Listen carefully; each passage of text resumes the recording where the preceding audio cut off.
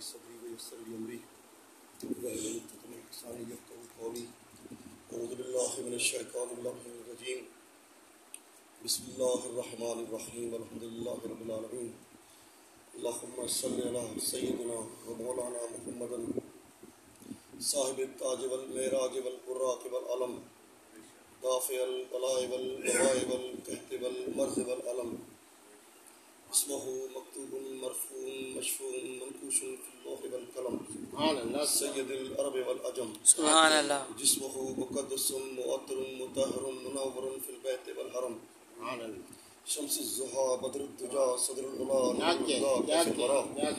مصباح الظلم جمیل الشیم شفیع الامم صاحب الجود والکرم واللہ عاصمہ وجبریل خادمہ والبراق مرکبہ والمعراج سفرہ وسدرۃ المنتہى مقامہ وقاب قوسین مطلوبہ ومطلوب مقصودہ ومقصود موجودہ سبحان اللہ سید المرسلین خاتم النبیین شفیع المذنبین انیس الغریبین رحمتا للعالمین ابو القاسم محمد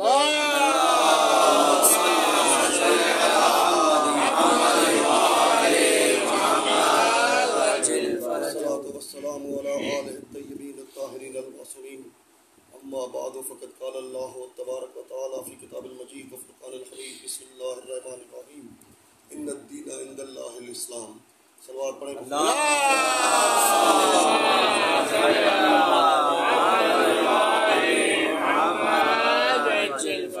حضرات گرامی خالق کائنات اپنے مقدس کتاب میں ارشاد فرما رہے ہیں کہ ان الدین عند اللہ الاسلام، تمام ادیان میں میرا پسندیدہ دین اسلام ہے۔ اس کا مطلب ہے کہ خالق کائنات دوسرے ادیان کو بھی قبول کر رہے ہیں کہ دوسرے ادیان بھی ہیں، مگر ان ادیان میں جو پسندیدہ دین ہے وہ اسلام ہے۔ آخر دوسرے ادیان میں اور خالق کا پسندیدہ دین، اس میں کون سی چیز ہے جو خالق کو پسند ہے؟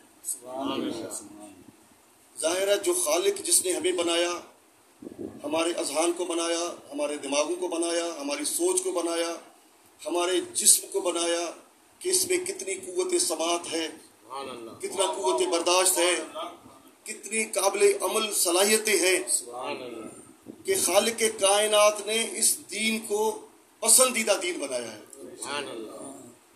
اس کی اگر تہ میں جائیں گے تو لمبا ہو جائے گا، کیونکہ یہاں پر وقت بہت کم ہوتا ہے اور بہت دوڑنا پڑتا ہے، خاص کر یہ جو مجلس ہوتی ہے اس میں ایک مختصر میں اور چیز کی بیان کر دی جائے، اور مجھے اچانک حکم ہوتا ہے تو پھر جو مولا کی دین ہے اس میں کو پیش کر دیتا ہے۔ صلوات پڑھیں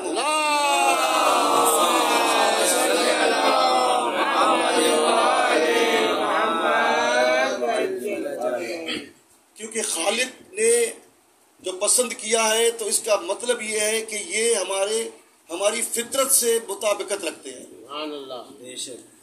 یہ جو دستور حیات ہے، جو دین ہے، وہ ہماری فطرت سے وابستہ ہے۔ اور فطرت کیا ہے؟ ایک ہوتا ہے علم، دوسرا ہے فن، اور تیسری ہے فطرت۔ دعوت فکر دے رہا ہوں، یہاں سب عالم بیٹھے ہیں۔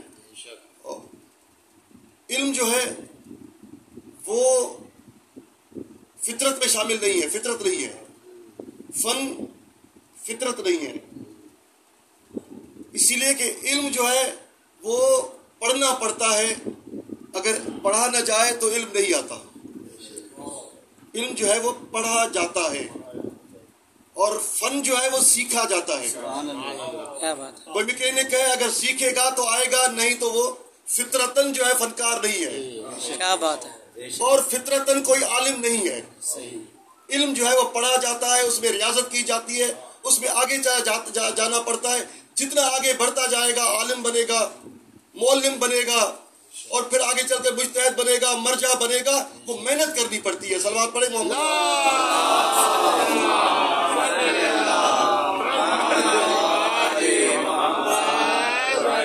فطرت جو ہے وہ سیکھی نہیں جاتی، فطرت انسان کے اندر جو ہے وہ سمائی ہوئی ہے۔ جیسے محبت جو ہے وہ فطرت ہے، کبھی کسی کو یہ نہیں کہا جاتا کہ تم فلاں سے محبت کرو، محبت ہو جاتی ہے۔ کہتے ہیں محبت کی نہیں جاتی، محبت ہو ہی جاتی ہے۔ یہ شعلے خود بھڑکتے ہیں، بھڑکائے نہیں جاتے۔ کیا بات ہے، کیا عشق بات و ہے۔ آتش ہے غالب کہ لگائے نہ لگے اور بجھائے نہ بجھے، یہ خود بخود ہو جاتی ہے۔ یہ محبت جو ہے، کبھی کسی نے دیکھیں، ہم اپنے بیٹیوں کو بیٹوں کو بچپن سے بہت سی چیزیں سکھاتے ہیں، لیکن کبھی کسی ماں نے کہا ہے کہ بیٹا جب تم شادی کرنا، تمہارے بچے ہوں گے تو بچے کو ایسے پیار کرنا، ایسے بوسے دینا، راتوں کو اس کے لیے جاگنا، محبت کرنا؟ نہیں، کوئی محبت سکھاتا نہیں ہے۔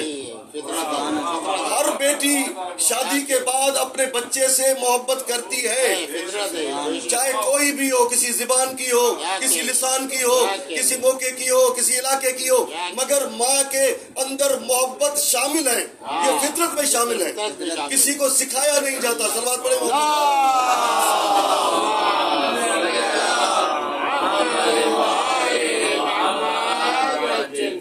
تو یہ محبت جو ہے، اب میں اس کو سمیٹنا چاہتا ہوں، بہت لمبا موضوع ہے، کہ ہم جو یہ دعائے ندبہ کر رہے ہیں، ہم جو مجلسیں کر رہے ہیں، یہ علم نہیں ہے، یہ فن نہیں ہے، یہ فطرت میں شامل ہے۔ یہ مجلس ہے، یہ محبت آل محمد، یہ مودت آل محمد، یہ محبت کے فلسفے، یہ جو ہے وہ مودت کے فلسفے، یہ عشق کے فلسفے، یہ خلا کے فلسفے، یہ سب کچھ جو ہے یہ سب فطرت میں شامل ہے، ان کے اپنے اپنے درجات ہیں۔ صلوات پڑھیں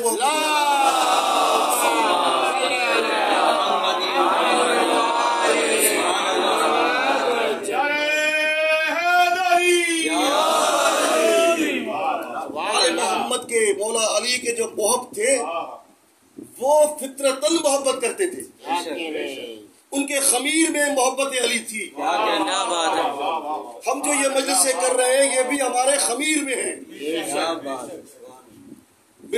جو بھی ہمارے، اب دیکھیں، ہم اگر ایک وقت مثال جناب حارث حمدانی کا، اپنے علماء بیٹھے ہیں، حارث حمدانی مولا علی کا ایسا محب تھا کہ ایک رات، آدھی رات کو تڑپ رہا ہے مولا علی کی محبت میں، علی یاد آ گئے مسلسل، آدھی رات کو مجبور ہو کے، بزرگ تھا، ڈنڈا لے کے آہستہ آہستہ، کوئی لائٹیں نہیں تھی، گلیوں میں جاتے جاتے مولا علی کے دروازے پہ آ کے دستک دی، آدھی رات کو مولا علی باہر نکلے، کہا حارث آدھی رات؟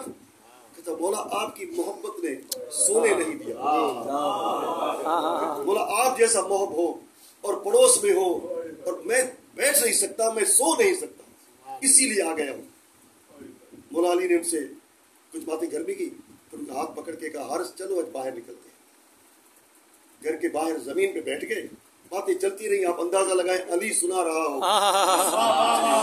سننے والا حارث حمدانی ہو، تو اس محفل چاہے دو ہوں مگر اس محفل کا انداز کیا ہوگا، کیفیت کیا ہوگی۔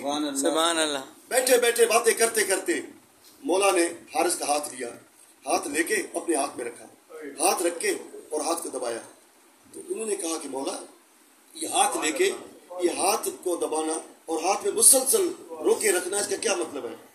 تو مولا نے کچھ چیز بتانی چاہیے، یہی اسی لیے کیا۔ مولا نے کہا حارث یہ فقط تم نے سوال نہیں کیا تھا، ایک دن میں نے رسول اللہ سے بھی سوال کیا تھا، مجھے بھی ایک دن سرور کائنات گھر کے باہر لے گئے تھے اور میرا ہاتھ میں ہاتھ دے کے اور بیٹھے رہے، میں نے پوچھا مولا اس کا کیا مطلب ہے؟ تو انہوں نے کہا کہ اے علی یہ تیرا ہاتھ میرے ہاتھ میں ہے اور میرا ہاتھ خدا کے ہاتھ میں ہے، سبحان اللہ، ید اللہ فوق ایدیہم، میں جس کو بھی ہاتھ ملاتا ہوں یہ میرا ہاتھ نہیں ہوتا، یہ خدا کے ہاتھ ملاتے ہیں۔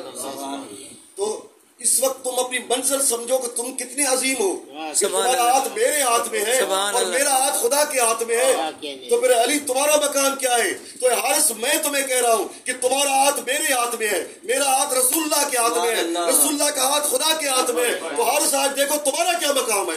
سبحان اللہ۔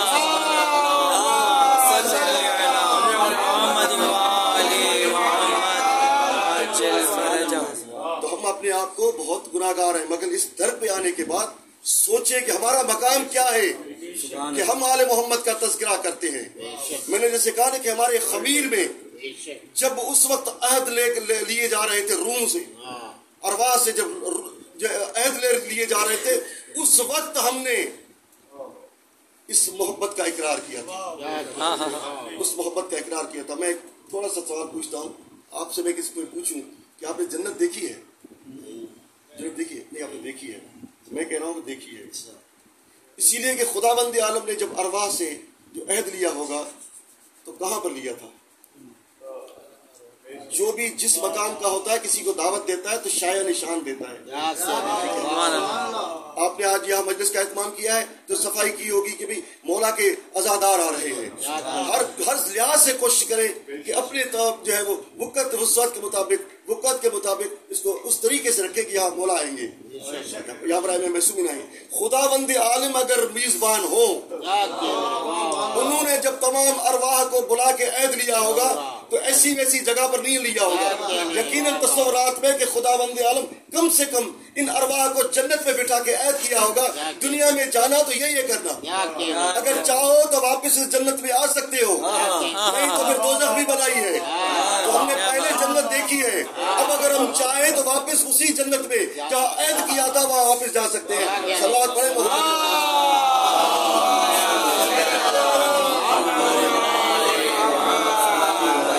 ہمارا بہت بڑا مقام ہے، اور اگر تھوڑے جو علماء جو ذکر کرتے ہیں، تھوڑا ایک نقطہ بس میں مسائل پہ آؤں کہ ہم کوئی بھی اگر فوت ہو جائے تو پہلا جملہ ہم کہتے ہیں انا للہ و انا الیہ راجعون.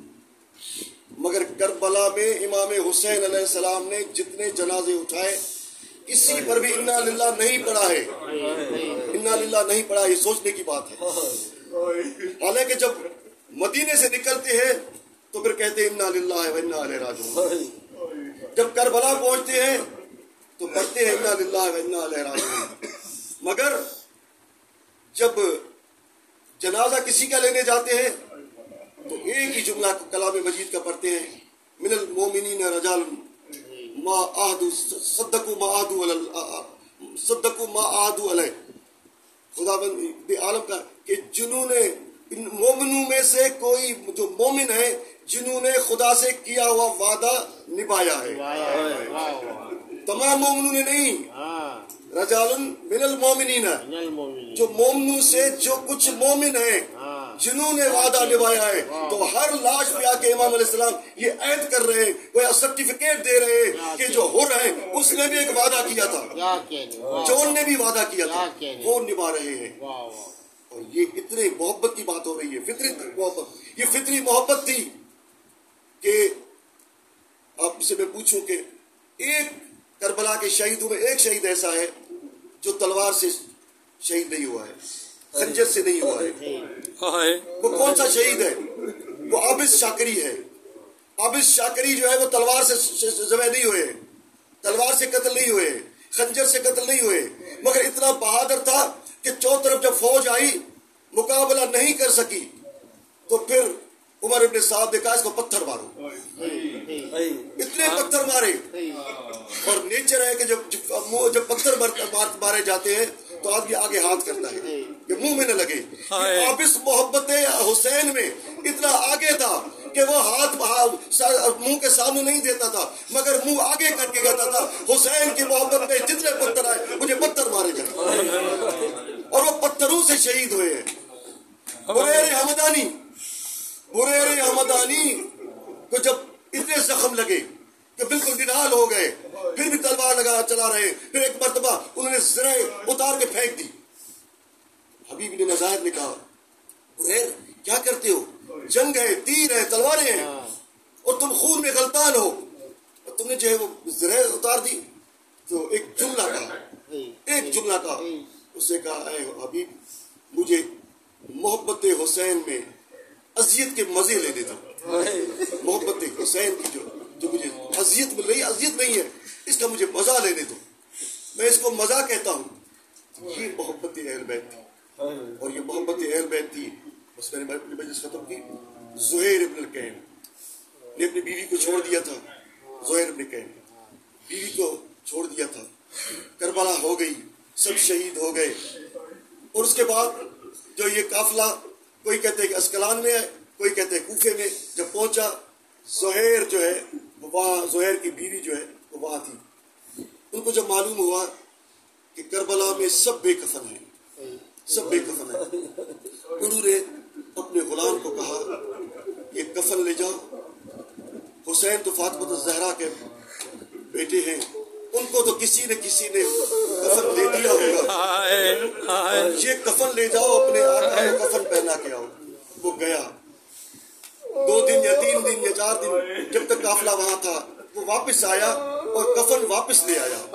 جب کفن واپس لے آیا تو زہیر کی بیوی نے کہا کہ جب تمہارا آقا مر گیا تو تم جو بے وفا ہو گئے، تم کفن واپس لے آئے۔